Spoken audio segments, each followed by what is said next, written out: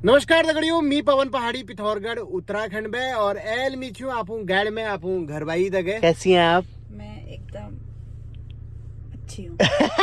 आज बहुत खुश लग रही हो, खिली खिली लग रही हो। क्या बात? ससुरी चले गए ना।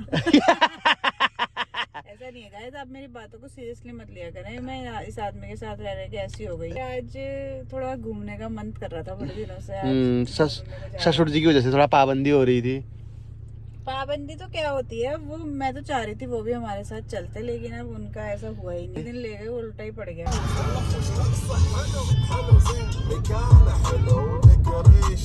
आप देख सकते हैं यहाँ पे जंगली मुर्गी है ये देखो, ये उड़ भी सकती हैं। ये देखो। फाइनली हम दीपूदा मैगी पॉइंट पहुंच चुके हैं। अब बताते हैं कि दीपूदा की पहले एक छोटी सी दुकान, एक मैगी कॉर्नर हुआ करता था, अब ये बहुत बड़ा बन गया है। ये नीचे गौला नदी बह रही है। ये देखिए नीचे इन्होंने रोड़ा रखड़ बिछा रखा है दोस्तों। यहाँ पे इन्होंने एक भांगड़ा नागल का पुल बना रखा है दोस्तों। यहाँ पे खड़े होकर लड़कियां रील बनाती हैं, फोटो खिंचाती हैं, खासकर शाम के समय जब यहाँ पे लाइटिंग वगैरह हो जाती है। दीपूदा मैगी पॉइंट बहुत फेमस है हमारे हल्द्वानी का, ठीक है। तो वो दीपूदा है कौन, है ना, किसके नाम से ये मैगी पॉइंट चलता है, तो वो दीपूदा मैं आपको दिखा रहा हूँ। ये है दोस्तों दीपूदा। मैंने अपने लिए मंगाई है कुल्हड़ वाली चाय, और रंजना तो कॉफी लवर है, ठीक है। साथ में ये क्या मंगा रखा है? बन मसाला। ओके। दीपूदा मैगी पॉइंट की मैगी।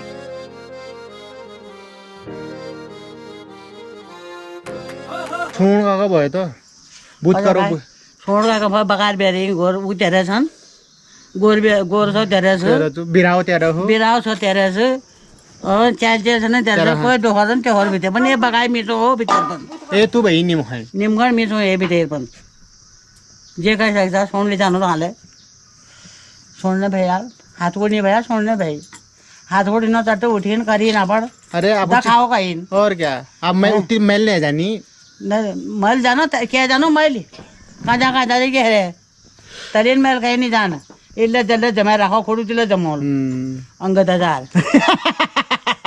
तो दोस्तों नाश्ता करने के बाद हम छत में आ गए हैं और हमारी दो छतें दगड़ी। एक छत ये वाली है जिसमें परसों पोछा लगाया था हमने, एक छत ऊपर में है दोस्तों, ठीक है। ये छत हमने जब पापा का प्रमोशन हुआ था तब बनवाई थी।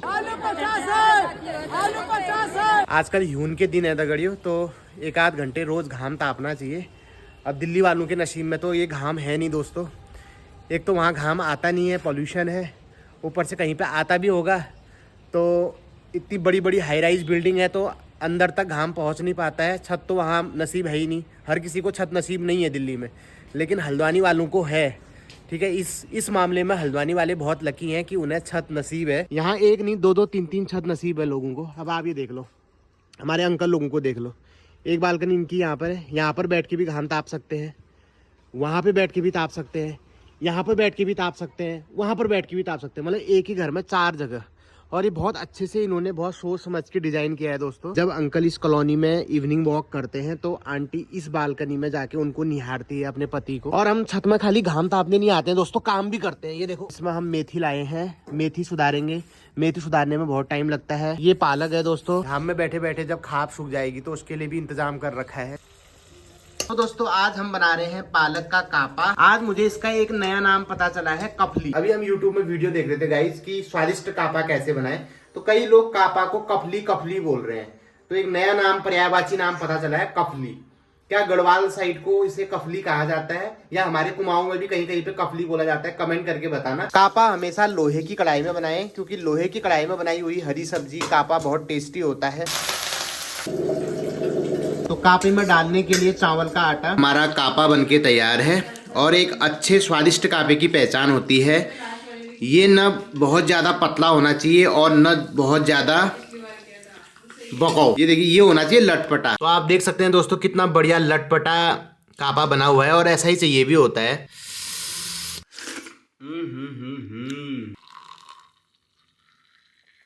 फाइनली मैंने व्लॉग एडिट कर लिया है और मेरी ब्लैक कॉफ़ी भी ठीक 3 घंटे में ख़त्म हो गई है। कई लोगों को लगता है ना कि यार ये ब्लॉगिंग बहुत इजी काम है, ऐसा नहीं है दोस्तों। एडिटिंग में बहुत ज़्यादा समय जाता है ना, और रोज़ रोज़ आपके लिए कुछ ना कुछ बनाना है। किचन में बिल्कुल अनाटोप हो रखा है दोस्तों। दिन के बर्तन ऐसे ही हैं, कुकर, कापे वाली कढ़ाई, थाली। अंजना देवी भी मस्त आसन लगा के यहाँ पे अपना ऑफिस का काम कर रही है। सर्दियों के दिनों में बिस्तर से बाहर निकलने का मन नहीं करता, बिस्तर में ऑफिस बना दिया है। वैसे मैं भगवान का बहुत बहुत धन्यवाद देना चाहूँगा कि भगवान ने हम दोनों पति पत्नी को ऐसी जॉब दी दगड़ियों, हम साथ में काम कर सकते हैं, एक साथ रह सकते हैं एक छत के नीचे, और हमारा ऑफिस भी साथ साथ ही चल रहा है। मैं दिखाता हूँ आपको। यहाँ पर मेरी बीवी काम कर रही है बैठ के, लैपटॉप रखा हुआ है सामने, और यहाँ देखो मेरा मैकबुक खुला हुआ है, यहाँ पे मेरी एडिटिंग चल रही थी। तो दोनों साथ साथ एक ही बेड पे अपना अपना काम कर रहे थे। थैंक यू भगवान, थैंक यू कोटगाड़ी माता, और thank you to my subscriber कि आप लोगों की वजह से मेरा काम चल रहा है ना। वरना इस दुनिया में बहुत सारे जोड़े ऐसे हैं जो एक दूसरे से बहुत प्यार करते हैं, सम्मान करते हैं, है ना, पास में रहना चाहते हैं, लेकिन उसके बाद भी अपनी जॉब की वजह से, किसी मजबूरी की वजह से उन्हें अपने बीवी बच्चों से दूर रहना पड़ता है। खासकर हमारे जो फौजी भाई हैं, ठीक है, और होटेलियर्स हैं, प्राइवेट जॉब कर रहे हैं बाहर को, मतलब किसी भी इंडस्ट्री में हैं, तो उनके बच्चे या तो पहाड़ में हैं या फिर हल्द्वानी में या देहरादून में आके किराए पे रह के अपने मकान में पढ़ रहे हैं, तो बहुत मिस करते हैं अपने बच्चों को, है ना। और जब भी घर आते हैं तो छुट्टियां कैसे निकलती हैं पता ही नहीं चलता, क्योंकि बीवी बच्चों से मिलने के अलावा और भी बहुत सारी जिम्मेदारियां होती हैं। किसी का मकान लग रहा है, किसी की शादी अटेंड करनी है, तो उसी में वो छुट्टियां खर्च हो जाती हैं। तो इस मामले में हम बहुत सौभाग्यशाली हैं दोस्तों, और लगता है कि भगवान का वरदान है। पर कभी कभी जब घरवाली मुंह बनाती है, इसके मूड स्विंग्स होते हैं, तो ये लगता है कि भगवान का अभिशाप भी है, पिछले जन्म की कोई सजा दे रहे हैं। तो हर एक चीज़ के नफ़ा है, नुकसान होता है। जो बाहर को है उनका मज़ा है, 10-15 दिन अपना इंजॉय करो और उसके बाद चल दो। घर वाली सबकी मुंह बनाती है, चाहे घर में रहे, चाहे बाहर रहे, चाहे कहीं भी रहो। जो घरवाली का जो मुंह अच्छा लगता है ना, वो हमेशा दूसरे की घरवाली का अच्छा लगता है। अपनी घरवाली का मुंह बना हुआ ही लगता है हमेशा। ये तो सही कह रहे हो। कभी मेरे मन में ये ख्याल आता है दोस्तों, क्या विराट कोहली को भी अनुष्का शर्मा अच्छी नहीं लगती होगी, जैसे हमें तो लगती है ना। बर्तन मांजते हुए इतना खुश तुम्हें ही देखा है मैंने। खुश होना पड़ेगा, मेरे पास ऑप्शन भी क्या है। देखो, काम मुझे ही करना है, चाहे खुश होके करूं या दुखी होके करूं, तो क्यों ना खुश होके किया जाए। तो अगर मैं ऐसे तुमसे और काम करवाऊंगी तो वो भी इतनी खुशी से करोगे? बिल्कुल करूंगा। खाना वाना बनवाऊंगी। मैं गृहस्थी बनाने के लिए कब तक खुश रहोगे? अंतिम सांस तक।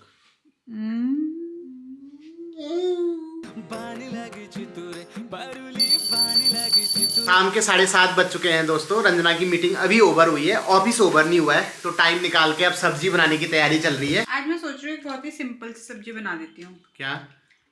आलू जीरा, आलू फ्राई, कुछ भी कह सकते हो आप। ठीक है। और साथ में बनाऊंगी अपना सिग्नेचर रायता। रंजना ने पापा को वो सिग्नेचर रायता खिलाया दोस्तों, उसके 2 दिन बाद ही पापा चले गए थे। कोई बात नहीं, क्या कर सकते हैं, झेलो। अब तुम भी झेलो, मैं भी झेलो, पापा भी झेलेंगे, मम्मी भी झेलेंगी। झेलना ही है अब सबको मेरे को। ना तुम्हारे पास कोई ऑप्शन है, ना उनके पास कोई ऑप्शन है। दिन में तो रंजना ने मेरे लिए गीत नहीं गाया, और अभी ये गुनगुना रही थी तो मैं फिर से आ गया किचन में। जी गा दीजिए, एक बार गा दीजिए। वो हमसे खफा है, हम उनसे खफा है, मगर बात करने को जी चाहता है। वाह। रंजना जी से अगला गाना आप कौन सा सुनना चाहेंगे कमेंट करके बताना। और ऐसे गाने नेक्स्ट व्लॉग में रंजना वही वाला गाना गाएगी। यो यो हनी सिंह चमकीले का चप दे कुंवारी, उस मोटी दा ब्याह हो गया, तू रह गई कुंवारी, डाइटिंग करके हो गई मारी।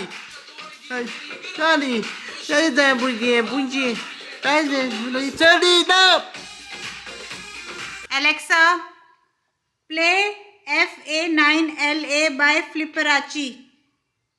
FA9LA by Flipperachi on Amazon Music. Ey wallah.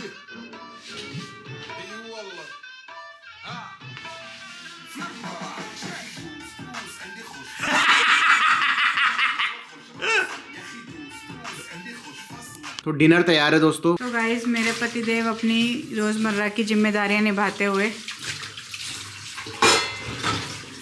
वो तो अच्छा है कि मेरे पति को बर्तन धोने आते हैं पहले से। किसने सिखाया तुम्हें बर्तन धोने? परिस्थितियों ने सिखा दिया। यही आंसर एक्सपेक्ट कर रही थी मैं। एक बात बताओ, वहां भी तो तुमने धोए होंगे बर्तन कभी ना कभी, उस चीज को तो तुमने इतना एग्जेजरेट नहीं करा।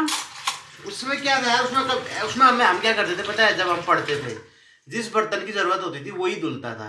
फ्राई पैन तो हमारा कभी धुला ही नहीं। मैं ऑफिस वहाँ की कॉलेज वॉलेज की बात नहीं कर रही हूँ। हाँ। मैं कर रही हूँ पहाड़ी बाखली की बात। पहाड़ी बाकली में भी मैंने तुम्हें कई बार देखा था वीडियो में कि तुम बर्तन धोते थे, सब्सक्राइबर्स तो मैंने तो वही सोच के शादी करी थी ना तुमसे।